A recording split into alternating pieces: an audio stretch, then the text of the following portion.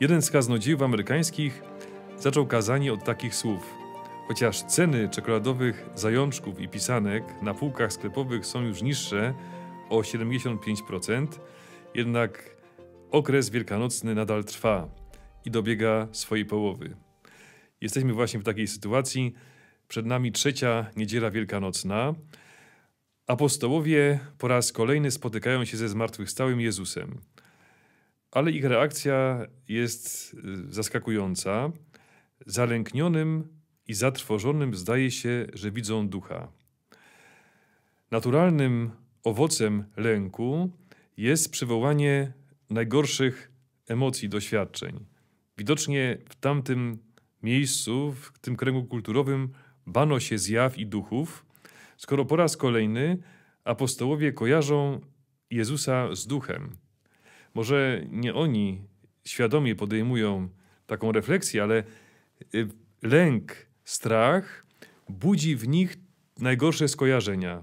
A widocznie jednym z najgorszych skojarzeń i lęków były te związane z duchami.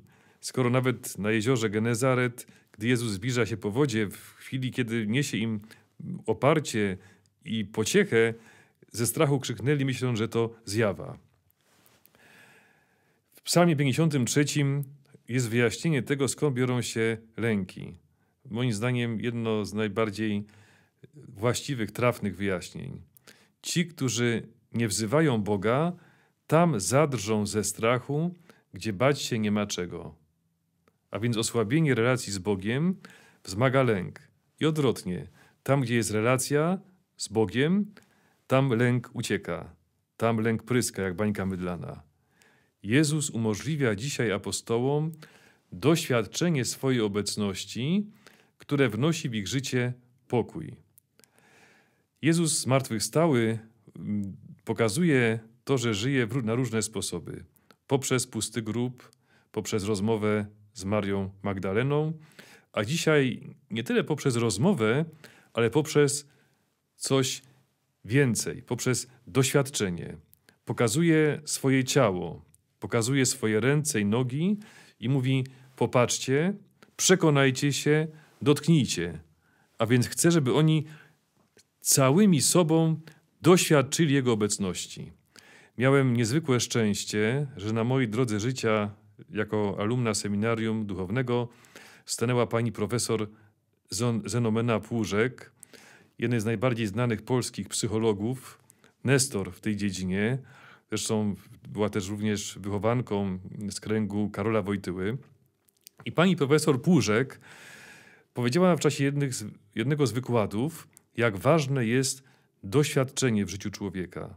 I mówi, że doświadczenie potrafi odcisnąć na naszym życiu zaskakujące piętno. Podała również przykłady, niektóre takie nawet przerażające już z zakresu psychologii klinicznej. Pamiętam przykład, autentyczna historia człowieka, który pracował jako ten, kto rozkleja plakaty w mieście. I mówi, że ten człowiek stał przy słupie z plakatem, miał uniesioną rękę, bo akurat chciał wałkiem posmarować słup, żeby docisnąć plakat, i w tym momencie na jego oczach zginął młody człowiek w wypadku samochodowym. I pani profesor Płużek mówi, jest coś takiego jak katatonia. Człowiek zastyga pod wpływem chorób, ale także nadzwyczajnych emocji w pozycji, w której dalej trwa przez długi, długi czas. I powiedziała, że ten człowiek zastygnął w takiej pozycji i trwał w niej przez kilka miesięcy. Również z tym związany jest mutyzm. Nieraz człowiekowi, który czegoś gwałtownego doświadczy, odbiera to doświadczenie zdolność mówienia. Człowiek po prostu milknie i nie jest w stanie przez długi, długi czas wypowiedzieć ani jednego słowa. To są może skrajne przypadki, ale one mówią o tym, jak bardzo potrafi odcisnąć na nas swoje piętno to wszystko, czego doświadczamy. Pan Jezus wiedział o tym, że ma do czynienia z ludźmi, a nie aniołami, nie istotami czysto duchowymi. Człowiek potrzebuje doświadczenia. Moi kochani, Pan Jezus to doświadczenie również prowadzi jeszcze dalej. prosi apostołów, żeby podali mu rybę do jedzenia. Ktoś może powiedzieć, i to też pewnie będzie słuszny wniosek, że Jezus w ten sposób chciał udowodnić, że żyje, że ma ciało, że zmartwychwstał i jest człowiekiem zmartwychwstałym, dlatego może jeść. Ale chyba chodziło o coś więcej. Zauważmy, że niedawno widzieliśmy Pana Jezusa nad brzegiem jeziora Tyberiackiego. Czeka na apostołów z węgielkami rozżarzonymi i piecze rybę, żeby ich poczęstować. Myślę, że apostołowie do końca życia musieli mieć w pamięci smak i zapach tej ryby. Skoro skojarzyła im się już na zawsze z Jezusem zmartwychwstałym, którego na nowo odzyskali po śmierci. Pamiętam, że miałem okazję przewodniczyć mszy świętej dla koła wędkarskiego w Żywcu. I w pewnym momencie ci wędkarze przynoszą w ramach darów ofiarnych do ołtarza pieczone ryby i chleb. Chlebek był taki świeżo wypieczony, pachnący. Ryby pachniały jeszcze bardziej. Położyliśmy te ryby na ołtarzu, chociaż może to nie było zbyt liturgiczne, niepoprawnie liturgicznie. I zapach tego chleba i tych ryb towarzyszył mi w czasie sprawowania Eucharystii. Momentalnie skojarzenie z rozmnożeniem chleba i ryb i do dzisiaj pamiętam to przeżycie. A więc może te pisanki, baranki pieczone, zajączki, owies mają jednak sens.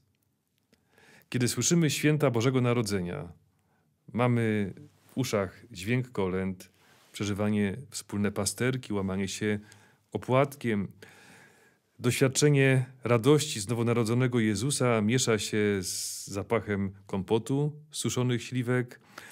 To wszystko działa razem. To wszystko działa na nasze zmysły, na nasze wspomnienia, na naszą pamięć. Jak ważne jest dostarczenie, zwłaszcza dzieciom, tych przeżyć, żeby do końca życia święta kojarzyły im się z Jezusem, z czymś ciepłym, radosnym, co daje oparcie. I dlatego cieszę się z tego, że mogliśmy razem przeżyć tegoroczne rekolekcje wielkopostne, połączone właśnie z gotowaniem, połączone z pieczeniem baranka, żebyśmy łączyli wszystkie doświadczenia w jedno. Nie chodzi o to, żeby krytykować i pozbyć się tych zewnętrznych przeżyć, tylko żeby je dobrze zasymilować z naszymi doświadczeniami duchowymi, bo tego potrzebujemy. Tak jak ta ryba, którą piecze Jezus na ognisku przy jeziorze, czy dzisiaj ryba, którą bierze z rąk apostołów i na ich oczach spożywa. Pokój wam. Dziś znowu słyszymy w Ewangelii te słowa, które padły również przed tygodniem. To jest znamienne, że Jezus zmartwychwstały za każdym razem tak wita się z nami, wita się ze swoimi uczniami. Moi drodzy, Jezus pokazuje ręce i nogi. Uchwyćmy się tych rąk i nóg Jezusa. Dziecko boi się wejść do ciemnego pokoju. Ma lęk, co tam się kryje. Lęk przed ciemnością, przed samotnością, przed zagrożeniem. Mama mówi: daj rękę. Wchodzi do pokoju, zapala światło, wchodzą razem. Dziś Jezus pokazuje nam swoją rękę, jedną i drugą, pokazuje swoje nogi, nie tylko po to, żebyśmy się tych rąk dotknęli, ale żebyśmy się tych rąk uchwycili, żebyśmy szli dalej razem z Nim przez życie. Żebyśmy nie tyle unikali trudnych wydarzeń, ale weszli razem z Jezusem w oko cyklonu. Tak mi się skojarzyło właśnie ostatnio to doświadczenie pokoju wewnętrznego z cyklonem. Żyjemy w czasach, gdzie panuje straszny huragan, cyklon, jeśli chodzi o epidemię. Jesteśmy stale bombardowani różnymi trudnymi wiadomościami, z którymi musimy sobie poradzić. Jeśli chodzi o nastawienie ludzi do Kościoła, do spraw wiary, to jest cyklon, to jest huragan. Oko cyklonu jest szczególnym miejscem. Znajdźmy sobie w encyklopedii, czy w jakichś podręcznikach, czy materiałach popularno-naukowych wiadomości o cyklonie. W oku cyklonu, mimo że na zewnątrz szaleje nawałnica, że cyklony tropikalne potrafią siać śmierć i zniszczenie na straszną skalę, w oku cyklonu panuje cisza. Tam jest spokój. To jest może bardzo dobry obraz które możemy odnieść do naszego życia. Podajmy rękę Jezusowi i nie bójmy się tego, w czym żyjemy. Wejdźmy razem z Nim w oko cyklonu, a tam z Jezusem, którego trzymamy za rękę, będziemy przeżywać doświadczenie wewnętrznego pokoju i ciszy. Bo tam, gdzie jest Jezus, tam jest wszystko, tam niczego nam nie będzie brakować.